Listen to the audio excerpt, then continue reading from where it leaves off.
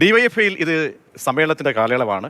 പല സമ്മേളനങ്ങളും ജില്ലാ സമ്മേളനങ്ങളും ഏരിയ സമ്മേളനങ്ങളും ഒക്കെ തന്നെ വലിയ വിമർശനങ്ങൾ നേതൃത്വത്തിനെതിരെ നടന്നുകൊണ്ടിരിക്കുകയാണ്. പ്രസിഡന്റിനോട് 1000 പ്രാവശ്യം ഞാൻ പറഞ്ഞിട്ടുണ്ട്, എന്നോട് ചോദിക്കാതെ ഒരു കാര്യം ചെയ്യല്ലേന്ന്.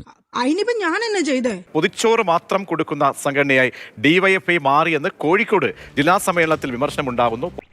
എന്നാൽ ഇന്ന് മുതൽ നിന്റെ പോക്കറ്റ് കൂട്ടി നിൽക്കുന്ന ഏർപ്പാട് ഞാനും നിർത്തി. പൊതിച്ചോർ ശേഖരിക്കുന്നത് പൊതുപ്രസ്ഥാനത്തിന്റെ ഭാഗമായുള്ളവർ അതിന്റെ മഹത്വം പറഞ്ഞ് നടക്കുകയാണ് നേതാക്കളെന്നും സമ്മേളനത്തിൽ വിമർശനം ഉയർന്നു.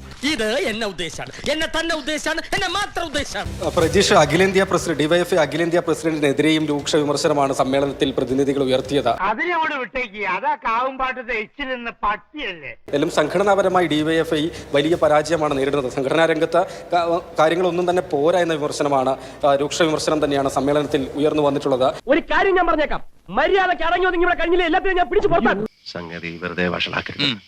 ഒന്നുമില്ലേലും നമ്മളൊക്കെ ഒരു കുടുംബമല്ലേ, ആ വിചാരം എല്ലാവർക്കും ഉണ്ടാവണം. അതായത് പൊതിച്ചോറ് നൽകുക എന്നുള്ളത് ഡിവൈഎഫ്ഐ ചെയ്തു വരുന്ന മാതൃകാപരമായ മഹത്തായ പ്രവൃത്തിയാണ്. പക്ഷേ ഇത് മാത്രമായി ഡിവൈഎഫ്ഐ നടത്തുന്ന സംഘടനാ പ്രവർത്തനം ഇത് മാത്രമായി മാറി എന്ന വിമർശനമാണ് ഉയർന്നത്. അവന്റെ ഒരു ഒടുക്കത്തെ ഓപ്പറേഷൻ, ഇതിങ്ങനെ ഒരു കോപ്പ് ഓപ്പറേഷൻ ആവുമെന്ന് എനിക്ക് നേരത്തെ അറിയാമായിരുന്നു. ഇത് കൊള്ളാമല്ല, ഒരു ഉപകാരം ചെയ്തതിന് എന്നെ ശിക്ഷിക്കാണ്. പൊതിച്ചോറ് വിതരണത്തിന്റെ മഹത്വം പറഞ്ഞ് നടക്കുക മാത്രമാണ് നേതാക്കൾ ചെയ്യുന്നത് എന്ന വിമർശനം ആണ് രൂക്ഷമായി തന്നെ പ്രതിനിധികൾ ഉയർത്തുകയും ചെയ്തിട്ടുള്ളത്.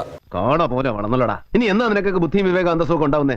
10 വർഷമായി ഭരണത്തിന്റെ തണലിൽ നിന്ന പ്രസ്ഥാനമാണ്. പിന്നീട് ഏതായാലും സംഘടനാപരമായി വലിയ വീഴ്ച ആണ് ഉണ്ടായിട്ടുള്ളത് എന്ന് കൂടിയാണ് പൊതുവെ സമ്മേളനത്തിലാകെ ഉയർന്നു വന്ന വിമർശനം എന്ന് പറയുന്നത്.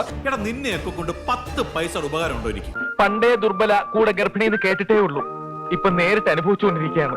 യുവജന പ്രസ്ഥാനത്തെ നിർജീവമാക്കി മാറ്റി നേതൃത്വം എന്ന രൂക്ഷ വിമർശനമാണ് ഏതായാലും മുക്കത്ത് നടക്കുന്ന സമ്മേളനത്തിൽ ഉയർന്നു വന്നിട്ടുള്ളത്. ഇനിയെങ്കിലും ഗതി കിട്ടാത്ത പണി ഒന്ന് നിർത്തണോ?